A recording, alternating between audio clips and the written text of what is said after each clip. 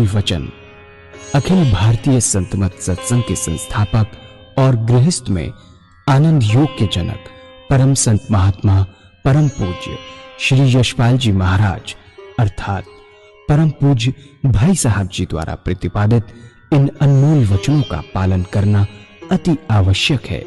ये वचन हमारी गृहस्थ आध्यात्मिक साधना के लिए मूलभूत सिद्धांत हैं, जो इस प्रकार हैं। हम दुनिया की हर चीज की कीमत आंकते हैं, अपने मानव जीवन की कीमत भी जाने व परमात्मा की प्राप्ति हेतु साधना करें। मनुष्य योनि एक उपहार है, इसीलिए परमात्मा को धन्यवाद देते हुए आधा घंटा प्रातःकाल, आधा घंटा सायंकाल पूजा अवश्य करें। सत्संग, सतनाम व सद्गुरु को प्राथमिकता देते हुए इसी के आधार पर ध्यान योगाभ्यास अवश्य करें व गृहस्थ के कार्यों को परमात्मा का कार्य समझकर उसी की याद में संपन्न करें। हर समय ये ध्यान रहे कि गुरु कृपा द्वारा परमात्मा की पवित्र सत्ता का हमारी आत्मा में वास है, अतः मन में निरंतर अपने इष्ट देव का जाप करें। मान सम्मान की इच्छा न करें व अपमान से दुखी न हो। परमात्मा के अतिरिक्त किसी और का भय न करें। दूसरों की बुराई न करें, न सुने, सत्य व मधुर बोलें, अश्लील शब्द मुंह से ना निकालें, सभी से नम्रतापूर्ण व सुंदर व्यवहार करें। धर्म पत्नी के अतिरिक्त अपने से बड़ी से माता जैसा, बराबर की से बहन जैसा व छोटी से पुत्री जैसा व्यवहार करें। सांसारिक जीवन यापन की आवश्यकताएं अंतहीन है, इसलिए अधिक से अधिक समय सत्संग में व धन परोपकार में खर्च करें। याद रखें, न स्त्री माया है, न धन दौलत, न ही परिवार। माया वह है जो हृदय को परमात्मा से दूर हटा दे। अतः निरंतर सत्संग और सद्गुरु की शरण में रहने का प्रयास करें।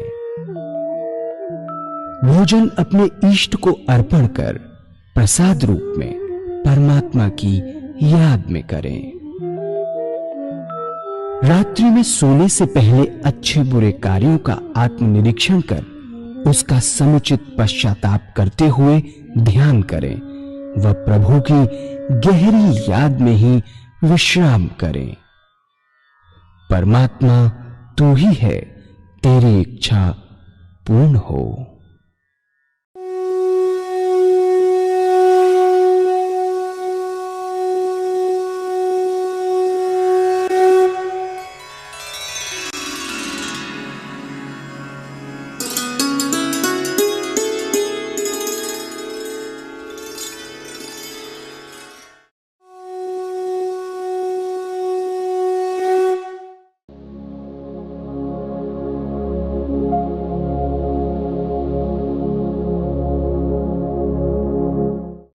इन संतों ने दोनों के लिए रास्ता बताया।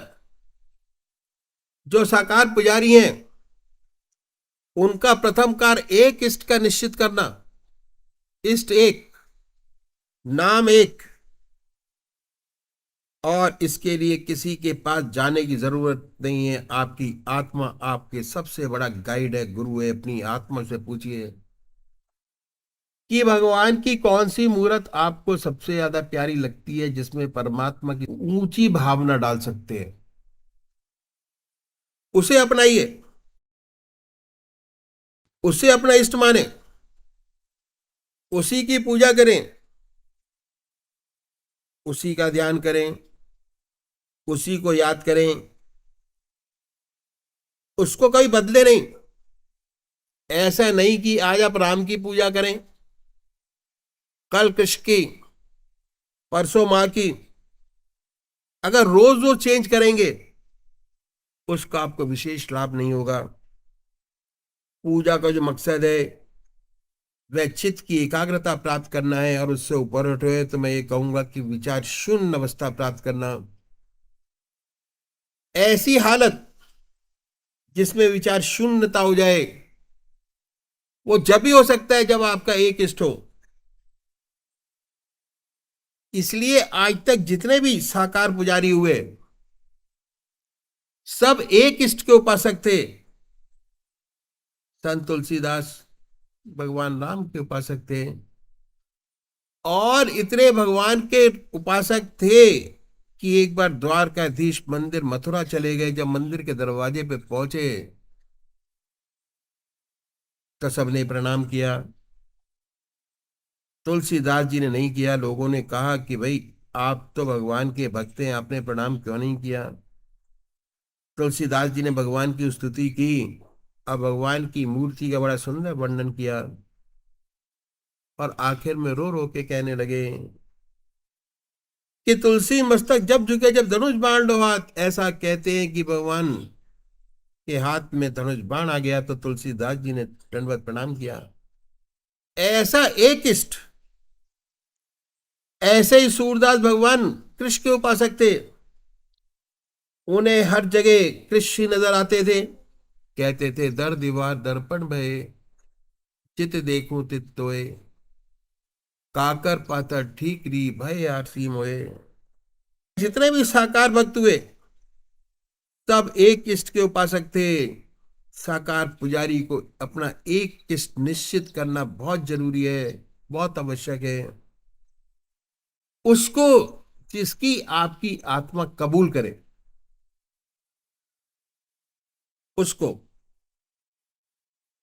तभी चित्त की एकाग्रता प्राप्त होगी, कंसंट्रेशन तभी हासिल होगा, आनंद में अवस्था तभी आएगी, तभी आपको सच्चा मनुष्यता का ज्ञान पैदा होगा। और अगर बार बार बदलेंगे, बहुत सी मूर्तियों का ध्यान करेंगे, तब पूजा का मकसद पूरा नहीं होगा। पूजा के लिए कुशा या कंबल का आसन हो, धूप बत्ती अगरबत्ती जलाएं, बड़े प्यार से बैठें, साफ सुथरा आसन लगाए।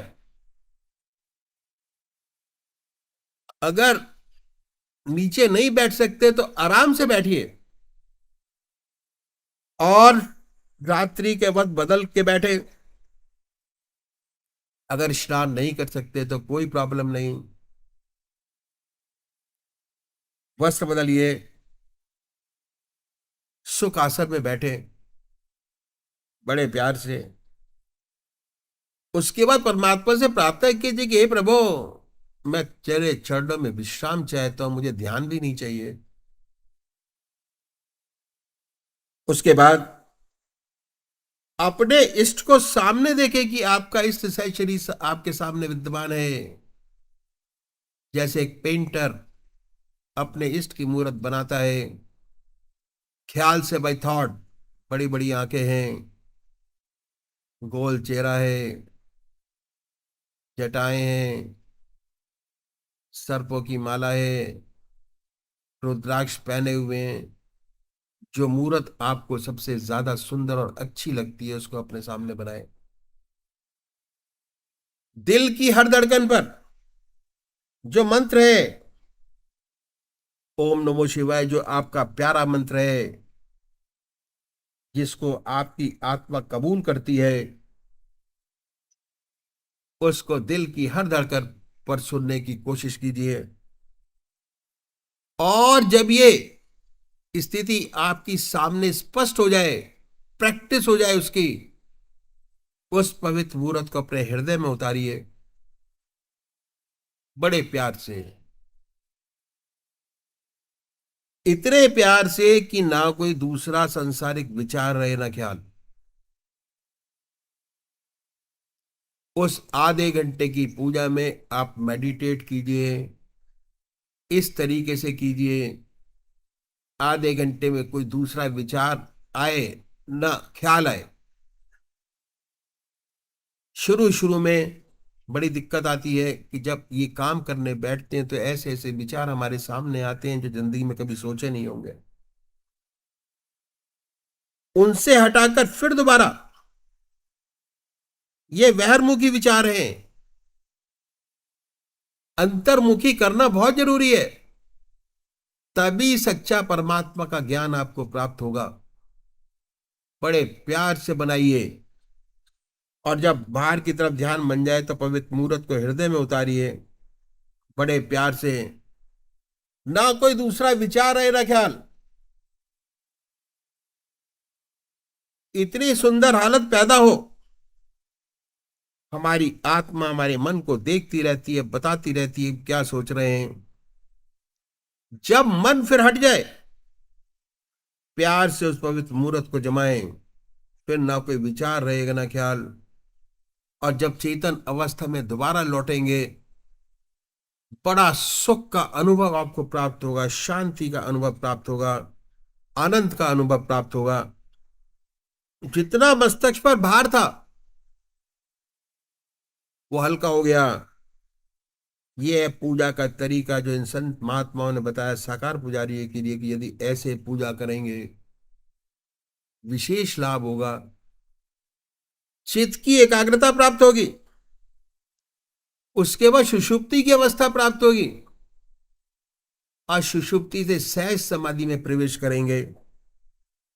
धीरे धीरे आत्मा परमात्मा का अनुभव होने लगेगा, और एक दिन ऐसा आएगा कि हम उससे एकाकार हो जाएंगे। दूसरे वो भाई हैं जो निराकार भगवान के उपासक हैं, परमात्मा की मूर्तियों को नहीं मानते, वो उनके नाम को चुने,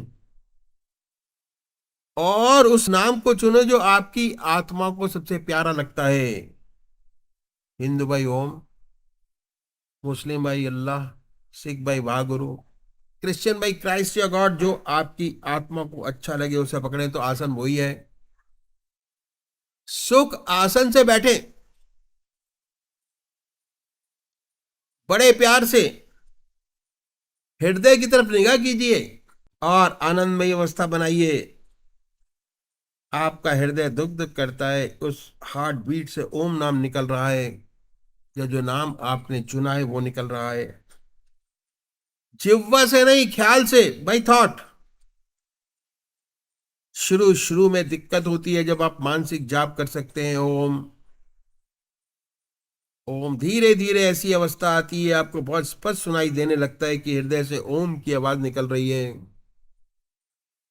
ऐसी हालत पैदा होती है कि ना कोई दूसरा विचार रहता है ना ख्याल, अपना होश नहीं रहता, अपने आप से गायब हो जाते हैं, विचार शून्य अवस्था प्राप्त होती है। और जब चेतन अवस्था में आते हैं, वही नाम सुनते होते हैं, हमें एहसास होता है बड़े आनंद का कि हमारा मस्तक अनुपम आनंद से भर गया, बड़ी शांति मिली। तो इन संतों ने तरीका पूजा का बताया, यदि ऐसे पूजा करेंगे हमें विशेष लाभ होगा, चित्त की एकाग्रता में प्राप्त होगी, सुषुप्ति की हमें अवस्था प्राप्त होगी, और सुषुप्ति से सहज समाधि में प्रवेश करेंगे, और धीरे धीरे आत्मदर्शन हमें प्राप्त होगा। और एक दिन ऐसा आएगा कि हम उससे एकाकार हो जाएंगे और ज्योति से ज्योति मिल जाएगी। तो ये है तरीका पूजा करने का, ध्यान करने का, मेडिटेशन करने का, जो मैंने आपके सामने रखा। अगर इस तरीके से मेडिटेशन करेंगे तो इस रास्ते में बखूबी बढ़ते चले जाएंगे। तो अभी एक भजन होगा, और भजन के साथ साथ सभी भाई बहन अपने अपने इष्ट का ध्यान करेंगे, जो तरीका मैंने आपके सामने रखा।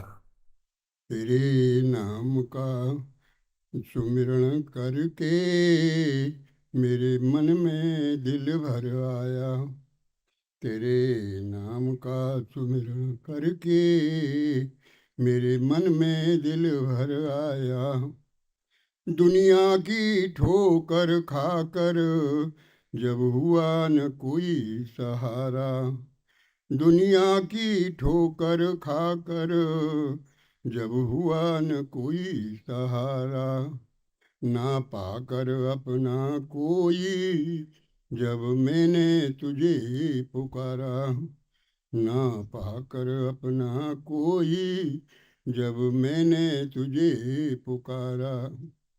हे नाथ मेरे सिर ऊपर तूने अमृत बरसाया, तेरी कृपा को मैंने पाया, तेरी दया को मैंने पाया।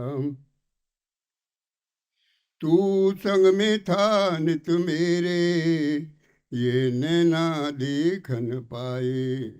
तू संग में था नित मेरे, ये नैना देख न पाए।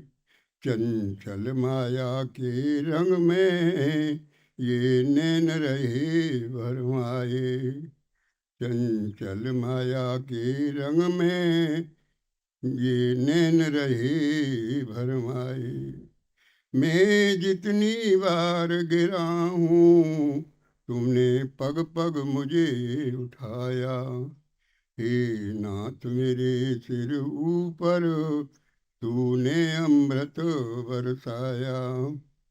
भव सागर की लहरों में भटकी जब मेरी नैया। भव सागर की लहरों में भटकी जब मेरी नैया। भव सागर की लहरों में भटकी जब मेरी नैया। तू लहर बना सागर की मेरी नाव किनारे लाया। तेरी कृपा को मैंने पाया, तेरी दया को मैंने पाया। हे नाथ मेरे सिर ऊपर तूने अमृत बरसाया। हर तरफ तुम्ही हो मेरे, हर तरफ तेरा उजियारा। हर तरफ तुम्ही हो मेरे, हर तरफ तेरा उजियारा। निर्रूप तुम्ही हो मेरे, हर रूप तुम्ही ने धारा। निर्रूप तुम्ही हो मेरे, हर रूप तुम्ही ने धारा। हे नाथ मेरे सिर ऊपर तूने अमृत बरसाया। तेरी कृपा को मैंने पाया, तेरी दया को मैंने पाया। हे नाथ मेरे सिर ऊपर तूने अमृत बरसाया। इन संतों ने इस बात का विशेष ध्यान रखा कि हमारा काम का समय न लिया जाए, क्योंकि ज्यादातर यही आती है कि भाई कैसे करें, हमारे पास तो समय ही नहीं है, घर परिवार देखें या भगवान का नाम ले। तो इन संतों ने बड़ी दया कृपा करके वो स्लॉट निकाले हमारे लिए जिससे हम बड़े आराम से परमात्मा को दे सकते हैं, बल्कि अपना बना सकते हैं। हम अपना बना रहे हैं समय, अभी तक हमारा नहीं है कि बहुत आराम से बताया कि कैसे हम आगे समय निकालें। इन संतों ने इस बात का विशेष ध्यान रखा और उसके बाद ये देखा कि हमारे पास और कौन सा समय है जो खाली है हमारे लिए, और वो है भोजन। क्योंकि हर मनुष्य भोजन करता है और भोजन करने में आधा घंटा दोपहर को और आधा घंटा रात्रि को लगाता है। ये समय ऐसा है कि खाली है, कोई व्यवहार का काम नहीं करते हम, कोई ऑफिस का काम नहीं करते। और पुराना कल्चर हमारा यही था जो मैं आपके सामने रखूंगा। वेस्टर्न कल्चर की हमारे पर छाप पड़ी और हमारा स्टैंडर्ड 2.5 फुट ऊंचा हो गया। पहले जमीन पर बैठकर भोजन करते थे, अब मेज कुर्सी पर बैठकर भोजन करते हैं। इसमें कोई नुकसान नहीं, पर जितने दुनिया के वार्तालाप हैं वो अपने दुनिया के वार्तालाप खाने की मेज पर बैठ के करते हैं। उसमें तब्दीली लानी होगी यदि आप आध्यात्मिक जिंदगी चाहते हैं। वो क्या है कि जैसे ही भोजन आपके सामने आए अपने इष्ट देव के अर्पण कर दीजिए कि हे प्रभु, प्रसाद भोग लगाइए, अर्पण कीजिए अपने इष्ट देव को।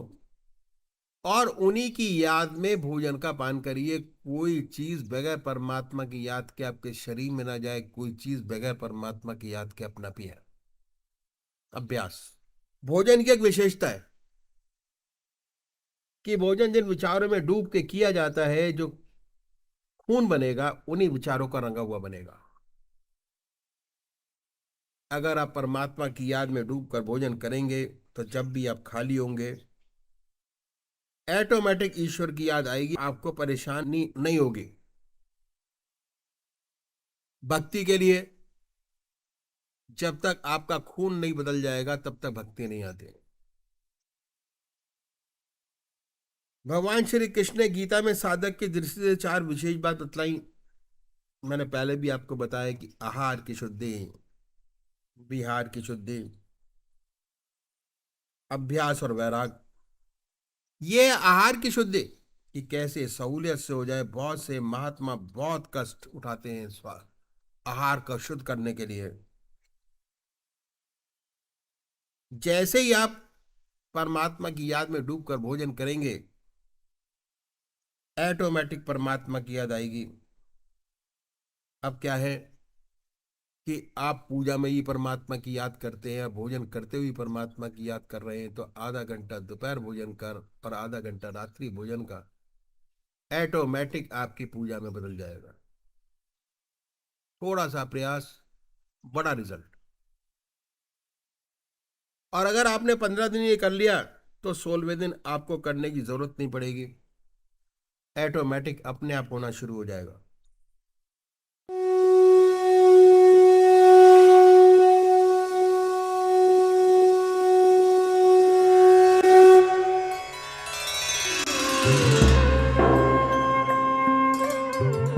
ध्यान योग के कार्यक्रम आनंद योग से निशुल्क जुड़ने के लिए संपर्क करें 9810239677।